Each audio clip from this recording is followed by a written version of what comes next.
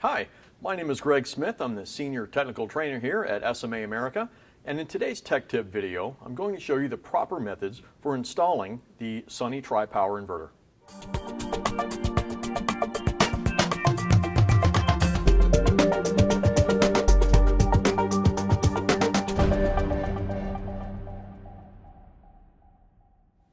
Installing the Sunny Tripower is just as easy as installing a regular Sunny Boy string inverter. You won't need any special tools, and what is already in your truck will be perfectly fine for the installations.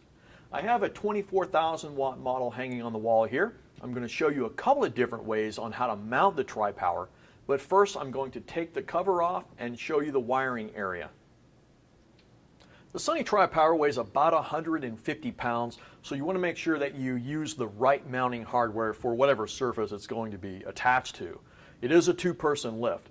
Now you'll need a 3mm hex wrench to take this black cover off, and now that we've removed that, we can look and inspect the DC terminals and the AC terminals. And there's a little bit of a difference between them. The DC terminals inside the Tripower are labeled A positive, A negative, B positive, and B negative, and at the very bottom is the spot where you will land the equipment ground. Now these terminals are labeled that way because there are two MPPT inputs going into this inverter. So regardless of whether you bring the conductors in from the SMA connection unit or your own combiner box or even third-party connectors, regardless they will terminate on this terminal.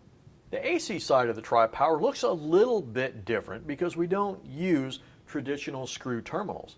Instead, we're using clamp terminals. So it makes for a far quicker installation because you just need to strip off the wire, insert it into the terminal, and then clamp it down. The last thing in the connection area is the LCD screen. Now this is a non-functional LCD, but it does gather the information from the inverter and send it to the communication card in the back.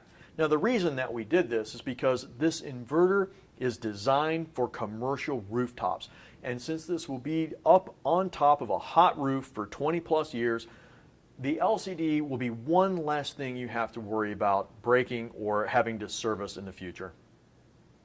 Of course, we always recommend for any SMA installation that you have the installation manual handy. I'm going to start on the AC side of the Tripower by stripping a 1/2 inch insulation off of my wire, and it can be a size 8 or a number 6 conductor that goes into these terminals. Now again, the terminals are a little bit different than what you're normally used to.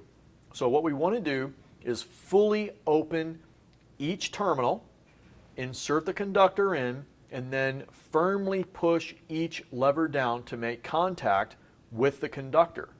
Now the benefit of this is that you don't have to worry about torque. You put the conductor in, push it down, and you're done. No torque wrench required. So let's start by lifting all the levers on the AC terminals.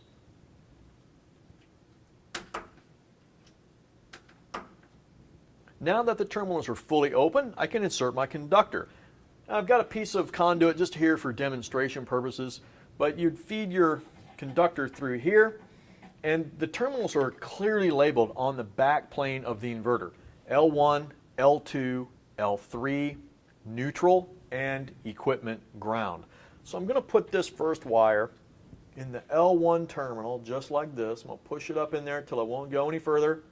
I'm going to clamp it down just like that. Now those conductors aren't moving an inch, and again, you don't have to worry about torque. Now what I'm going to do is show you what the levers look like when they're not fully open or fully closed, and this is going to cause problems on the installation if you don't follow the instructions on how to securely clamp these things down. So the L1 and L2 conductors are fully shut, but you can see the L3 is not quite down, nor is the neutral. So be very careful when you do the installation that you always make sure the conductors are all the way down. Now for the DC side, we're back to using our trusty screwdriver. A number 2 will suffice, And the conductors that will land in these terminals can be anywhere from a number 2 to a number 8. Now you want to check the manual, but the proper torque spec for these terminals is 51 inch-pounds. So we really recommend that you get a torque screwdriver. Now I've got a piece of conduit here, again, just to show you how this would go.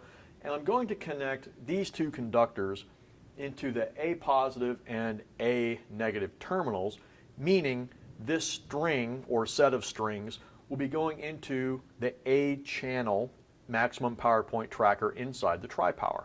So the last thing to do inside the Tripower is to install your communication wire. Now the speed wire module behind the LCD display is factory installed in Denver, Colorado. So all you have to do is run the Ethernet from the customer's router or the cluster controller and run it into the speed wire module. Now, if you have multiple Tripowers, then you're just going to daisy chain the Tripowers together. We cover this in another tech tip video. But for now, let me run my Ethernet cable up through the conduit and connect it into one of the two ports on the speed wire module.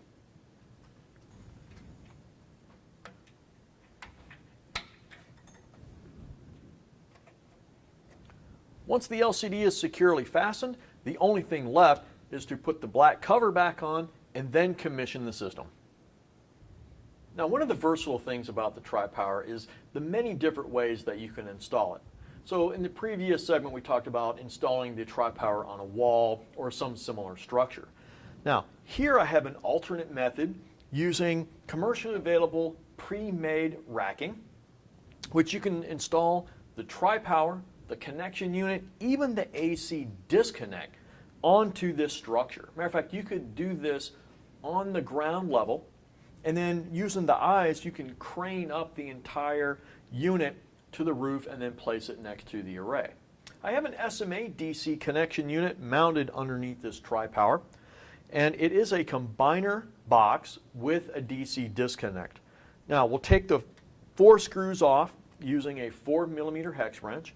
The DC disconnect must be in the off position, and then we just lift the cover off, set it off to the side, and now we can see the inside of the connection unit. The connection unit terminals can hold 4 conductors per each channel, channel A and channel B, for a total of 8 inputs. And then there are 2 inputs that come out the top that go into the bottom of the Tripower. So what I'm going to show you is the proper procedure on how to detect the correct polarity coming into the bottom of the connection unit. It's very easy to do. Once again, turn the DC disconnect off to remove the cover, and then what you're going to do, just for safety, is open all of the touch-safe fuse holders inside the connection unit. The fuses are not included in the fuse holders. At this point, we'll push the black button on the reverse polarity indicator and watch for the lights that are on the top of the indicator. A green light in the middle means everything is good and you have correct polarity on all DC terminals. If you have a red light on the left or on the right side of the connection unit, then that is indicating that there is reverse polarity on either channel A or channel B. When bringing in the conductors to the bottom of the DC connection unit, refer to the manual for proper torque settings and wire size. The DC output terminals going up to the Tripower will be torqued down to 51 inch-pounds, just like they are in the DC connection terminals of the Tripower, and the connection unit also shares the same wire size, number 2 to number 8. Once the cover of the DC connection unit is securely in place, the only thing left to do is to perform the commissioning procedure outlined in the installation manual. And that's all there is to installing the Sunny Tripower from SMA. If you'd like to learn more about this inverter, please visit our website at sma-america.com for product information and for training opportunities. My name is Greg Smith. Thank you for watching.